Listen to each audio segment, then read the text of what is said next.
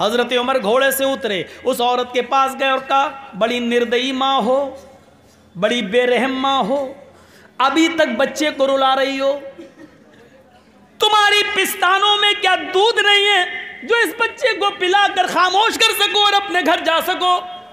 اس نے کہا میں اس بچے کو دودھ پلانا نہیں چاہتی، میری پستان میں دودھ ہے لیکن میں پلانا نہیں چاہتی، میں اس بچے کا دودھ چھڑا رہی ہوں۔ کہا کیوں؟ اس عورت کو معلوم نہیں کہ یہ عمر ہے۔ اس عورت نے کہا اس لیے میں اس کا دودھ چھڑا رہی ہوں کہ عمر نے، امیر المومنین نے یہ اعلان کر دیا ہے جب تک بچہ اپنی ماں کا دودھ پیے گا اس کو بیت المال سے وظیفہ نہیں ملے گا، فنڈ نہیں ملے گا۔ جب بچہ اپنی ماں کا دودھ چھوڑ دے گا تو اس بچے کا راشن ملنا شروع ہو جائے گا۔ میں اس بچے کا دودھ چھڑا رہی ہوں تاکہ اس بچے کا بھی راشن مجھے ملنے لگے، جو راشن ملتا ہے وہ میرے گھر میں کافی نہیں ہوتا۔ حضرت عمر فاروق کی آنکھوں میں آنسو آ گئے، نظریں آسمان پہ ڈالیوں کا عمر تو کتنا بڑا ظالم ہے، تو نے یہ قانون کیوں بنایا ہے کہ جب تک بچہ اپنی ماں کا دودھ نہ چھوڑ دے تب تک اس کو وظیفہ نہیں ملے گا۔ اس قانون کے بعد پھر کوئی عورت اپنے بچے کو دودھ ہی نہیں پلائے گی۔ جب ماں کا دودھ ہی نہیں ملے گا تو بچے میں ماں کی محبت کیسے پیدا ہوگی؟ آپ نے اسی دن یہ قانون ختم کر دیا۔ رحم دل ہو تو قانون واپس لینے میں کوئی آر محسوس نہیں کرتا ہے۔ میرا اشارہ سمجھ رہے ہوں گے اچھی طریقے سے۔ اب اپنے ماں باپ کی کبھی بھی نافرمانی مت کرنا، چاہے وہ تمہیں اپنے گھر سے نکل جانے کا حکم ہی کیوں نہ دے دیں اور اپنے بیوی بچوں کو چھوڑنے کا حکم ہی کیوں نہ دے دیں۔ بیوی بچوں کو چھوڑنے کا حکم دینا چھوڑ دو، لیکن ماں باپ کی نافرمانی مت کرنا۔ گھر مکان سے نکال دے، بھگ، میرا گھر نہیں، تجھے 1 انچ زمین نہیں دوں گا، نکل بھگ، گھر بار چھوڑ دینا، لیکن ماں باپ کی نافرمانی، یہ ہے ماں باپ کا درجہ۔ کون بیٹا یہ قبول کرے گا؟ لیکن حق یہ ہے ماں باپ کا۔ ایک صحابی اپنی ماں کو طواف کرا رہے ہیں کاندھے پر بٹھا کر۔ حضرت عمر فاروق نے کہا علیک الجنہ، تو نے اپنی بوڑھی ماں کو جو پیروں سے لنگڑی ہے، آنکھوں سے اندھی ہے، اپنے کاندھے پر اٹھا کر خانہ کعبہ کا طواف کرایا، تو نے تو جنت پالی، تو نے تو جنت حاصل کر لی، تو تو جنتی ہو گیا۔ اس صحابی نے کہا امیر المومنین کیا میری ماں کا حق ادا ہو گیا؟ یعنی اندھی ہے، لنگڑی ہے اور میں اس کو اپنے کاندھے پر اٹھا کر طواف کرا رہا ہوں، پیشاب پائخانہ کرتی ہے تو میں ہی اس کا پیشاب و پائخانہ دھوتا ہوں، گندگی کو میں صاف کرتا ہوں، کیا ابھی بھی میں نے اپنی ماں کا حق ادا نہیں کیا؟ کیا میری ماں کا حق ادا ہو گیا؟ کیا فرمایا حضرت عمر نے؟ تو نے جنت تو کما لی لیکن ماں کا حق ادا نہیں ہوا۔ کہا کہ اچھا پھر ماں کا حق ادا کب ہوگا؟ حضرت عمر فاروق نے کہا ماں کا حق ادا ہو ہی نہیں سکتا۔ کہا کہ کچھ نہیں، اتنا کام میں کر رہا ہوں، گندگی، غلاظت، ناپاکی، پیشاب پائخانہ سب میں دھو رہا ہوں اور اپنی ماں کو کاندھے پر بٹھا کر طواف کر رہا ہوں، کیا ابھی بھی میری ماں کا حق ادا نہیں ہوا؟ حضرت عمر نے کہا نہیں، جب وہ تجھے پیدا کر رہی تھی، جب وہ تجھے اپنے پیٹ سے جن رہی تھی اور وہ چیخ رہی تھی درد کی وجہ سے، اس کے منہ سے جو پہلی چیخ نکلی تھی درد کی وجہ سے، تجھے پیدا کرتے ہوئے درد ذہ ہوتا ہر عورت کو بچے کی پیدائش پر، تو جو وہ درد ہو رہا تھا اور اس درد میں تیری ماں جو چیخی تھی، پہلی چیخ اس کے منہ سے نکلی تھی، ابھی تو نے اپنی ماں کی اس پہلی کا بھی حق ادا نہیں کیا۔ تم اپنی ماں کی پوری زندگی کی حق کی بات کرتے ہو، نہیں کیا۔ اس نے کہا بس امیر المومنین، اب میں سمجھ گیا کہ اپنی ماں کا زندگی بھر خدمت کر کے بھی ہم حق ادا نہیں کر سکتے، جب اب تک میں نے اپنی ماں کی پہلی چیخ کا حق ادا نہیں کیا تو ہم اب کیا کریں گے؟ نہیں کر سکتے، ٹھیک، ہم جو کرنا ہوگا کریں گے۔ ماں کے مقام کو اور باپ کے مقام کو پہچانو۔ جب مامون رشید کا عتاب آیا تو ایک باپ ایک بیٹا دونوں گرفتار کر لیے گئے۔ بیٹا کا نام ہے فضل برمکی اور اس کے باپ کا نام ہے یحییٰ برمکی۔ فضل برمکی اور یحییٰ برمکی دونوں کو مامون رشید نے گرفتار کر کے جیل میں ڈال دیا۔ بڑے نیک تھے یہ دونوں باپ بیٹے، لیکن باپ بوڑھا تھا، سردیوں کے دن تھے، باپ کو فجر کی نماز پڑھنے کے لیے اٹھنا تھا تو ٹھنڈے پانی سے وضو بنانے میں اس کو تکلیف ہوتی تھی۔ جیل میں گرم پانی کا کوئی انتظام نہیں تھا، تو جیل کے اندر بیٹے نے سوچا کہ میں اپنے باپ کو گرم پانی کیسے دوں۔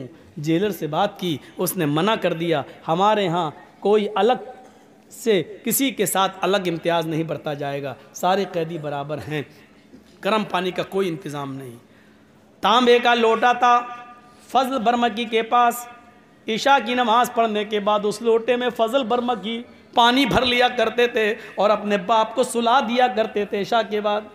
پھر اس پانی کے تانبے کے لوٹے میں جو پانی بھرا ہوتا تھا، اس پانی کے لوٹے کو، اس تانبے کے لوٹے کو اپنے پیٹ سے لگا لیا کرتے تھے، تاکہ پیٹ کی گرمی سے رات بھر یہ لگا رہے گا تو صبح تک کچھ تو اس پانی میں گرمی آ جائے گی، تھوڑی ہی بہت صحیح، کچھ تو گرمی آ جائے گی۔ جب فجر کی اذان کی آواز آتی تھی تب فضل برمکی اس پیٹ سے گرم کیے ہوئے پانی کو اٹھاتے تھے اور اپنے ابو سے کہتے تھے جلدی سے وضو بنا لو۔ غور کیجئے، اپنے باپ کے لیے وضو کا پانی، گرم پانی دینے کے لیے رات بھر وہ جاگا کرتے تھے کہ قدرے گرم پانی ہو جائے تھوڑا بہت ہی صحیح، لیکن میرے باپ کو تکلیف نہ ہونے پائے۔ باپ کا اس طریقے سے انہوں نے حق ادا کیا، اور سچ تو یہ ہے کہ اتنا کچھ کرنے کے باوجود بھی باپ کا حق ادا نہیں ہوا۔ ماں کو پہچانو اور باپ کو پہچانو۔ حضرت ابراہیم علیہ السلام جب اپنے بیٹے اسماعیل سے ملنے گئے تو وہ شکار کھیلنے گئے تھے۔ اسماعیل کی بیوی نے جب دروازہ کھولا تو نہیں جانتی تھی سامنے میرے سسر ہیں، ابراہیم میرے شوہر کے باپ ہیں، وہ نہیں جانتی تھی۔ پوچھا اسماعیل کہاں گئے؟ کہا وہ تو جنگل میں گئے ہیں شکار کھیلنے۔ اچھا کب آئیں گے؟ شام کو آئیں گے۔ کہا دیکھو میں شام تک تو انتظار نہیں کر پاؤں گا، اچھا یہ بتاؤ تمہارے گھر کا گزر بسر کیسا چل رہا ہے؟ کہتی بہت برا۔ کہا کیوں؟ کہا صبح کھا لو تو شام کو بھوکا سوتے ہیں اور شام کو کھا لو تو صبح بھوکے اٹھتے ہیں، حالات ہی اچھے نہیں ہیں گھر کے۔ ابراہیم علیہ السلام نے کہا ٹھیک ہے اسماعیل جب گھر پہ آ جائیں تو ان سے کہہ دینا کہ ایک بزرگ آدمی آیا تھا اور اس نے تمہیں سلام کہا ہے، اور ساتھ میں یہ بھی کہا ہے کہ تمہارے گھر کی چوکھٹ ٹھیک نہیں ہے، چوکھٹ بدل لو۔ چوکھٹ سمجھتے ہیں نا، دروازے پہ جو چوکھٹ ہوتی ہے، اپنے گھر کی چوکھٹ بدل لو۔ اسماعیل علیہ السلام کی بیوی کہتی ہیں بڈھا سٹیا گیا، چوکھٹ تو ٹھیک ہے، گرمیوں میں ہوا آتی ہے، سردیوں میں دھوپ آتی ہے، اس سے اچھی چوکھٹ کہاں ہوگی؟ اور بڈھا کہہ رہا ہے چوکھٹ خراب ہے، چوکھٹ بدل لو۔ ابراہیم علیہ السلام تو چلے گئے۔ اسماعیل علیہ السلام جب شام کو گھر پہ آئے تو پوری بات بتائی بیوی نے، یہ بڈھا آیا تھا کہ اچھا، کہ اس نے تمہیں سلام کہا؟ سلام کہا؟ وہ سمجھ گئے کہ میرے باپ تھے۔ اچھا اور کیا کہا؟ کہ انہوں نے پوچھا گھر کی گزر بسر کیسی چل رہی ہے؟ میں نے کہہ دیا بہت بری۔ او صبح کھا لو تو شام کو نہیں، شام کو کھا لو تو صبح نہیں۔ اوف میری بیوی یہ تم نے غلط کیا۔ کہا کیا غلط کیا؟ جیسے حالات دیکھ رہی ہوں ویسے بتا دیا میں نے سوچا شاید بڈھا کچھ لایا ہو دے دے گا۔ کہا اور کچھ کہا؟ کہا ہاں اور کچھ بہکی بہکی باتیں کر رہا تھا، سٹیا گیا تھا وہ۔ کہا کیا بہکی بہکی باتیں کی؟ کہا اس نے بہکی ہوئی بات یہ کی، کہنے لگا گھر کی چوکھٹ صحیح نہیں ہے، گھر کی چوکھٹ بدل دو۔ اسماعیل علیہ السلام نے ہاتھ مارا سر پہ، کہا میری بیوی وہ میرا باپ تھا، اور تم نے یہ جو کہہ دیا کہ گھر کا حال اچھا نہیں ہے، صبح کھا لو تو شام کو نہیں ملتا، شام کو کھا لو تو صبح نہیں، یہ تم نے اللہ تعالیٰ کی نافرمانی کی ہے۔ تمہیں یہ کہنا چاہیے تھا کہ اللہ کا شکر ہے اللہ نے مجھے جس حال میں رکھا ہے، ہم ہر حال میں خوش ہیں، تمہیں یہ کہنا چاہیے تھا، لیکن تم نے یہ جملے نہیں کہے۔ اس لیے میرے باپ نے کہا گھر کی چوکھٹ ٹھیک نہیں ہے بدل لو۔ چوکھٹ کا مطلب یہ ہے کہ تمہاری بیوی ٹھیک نہیں ہے، اس کو طلاق دے دو، اور نیک اللہ والی کسی نیک بندی سے تم نکاح کرو۔ یہ چوکھٹ جو اللہ کی نافرمان ہے، ناشکری ہے، یہ عورت جب تمہارے پاس رہے گی تو تم بھی ناشکرے بن جاؤ گے۔ ہائے میری بیوی تم مجھے بہت پیاری ہو، لیکن میرے اپنے باپ کی نافرمانی نہیں کر سکتا، میرے باپ نے چوکھٹ بدلنے کا حکم دیا، اس لیے میں تمہیں طلاق دیتا ہوں۔ اتنی سی بات کہہ دی تھی کہ صبح کھا لو تو شام کو نہیں ملتا، شام کو کھا لو تو صبح نہیں، تو ابراہیم علیہ السلام نے طلاق دلوا دی تھی اسماعیل سے۔ آج کل کی عورتیں سوچیں اپنے شوہروں سے کیا کیا کہتی ہیں، کب سے فیئر اینڈ لولی نہیں آئی، کب سے کریم نہیں مل رہی ہے تمہارے گھر میں، جب سے آئی ہوں کبھی آرام نہیں ملا ہے، جب دیکھو روتے رہتے ہو، جب دیکھو شکایت کرتے رہتے ہو۔ میری سہیلیوں کو دیکھو شادی میں کتنے اچھے اچھے کپڑے پہن کے جاتی ہیں، یہی ایک کپڑا 6 مہینے سے پہن رہی ہوں۔ کتنی نافرمانی کرتی ہیں یہ، اگر دیکھا جائے تو یہ تو روز طلاق کی مستحق ہیں۔ دیکھا جائے اتنی نافرمانی کرتی ہیں کہ ان کو روز طلاق دی جائے، لیکن روز طلاق دینا نہیں، روز کیا کبھی مت دینا، اب تو قانون بھی بن گیا، تھوڑا برداشت کرنا پڑے گا۔ عورت پسلی سے پیدا ہوئی ہے، اللہ کے نبی صلی اللہ علیہ وسلم نے فرمایا کہ عورت آدم علیہ السلام کی پسلی سے پیدا ہوئی، فَإِنَّ خُلِقَتْ مِنْ ضِلَعٍ، عورت کو آدم کی بائیں پسلی سے پیدا کیا گیا ہے، وَإِنَّ أَعْوَجَ مَا فِي الضِّلَعِ أَعْوَجَ،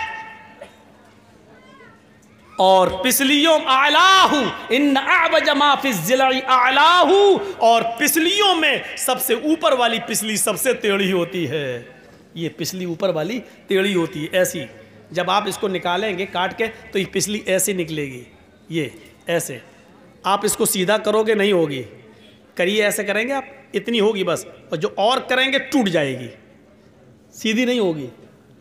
اللہ کے نبی نے فرمایا کہ فَإِن ذَهَبْتَ تُقِيمُهُ كَسَرْتَهُ، اگر تم اس کو سیدھا کرنے جاؤ گے تو ٹوٹ جائے گی۔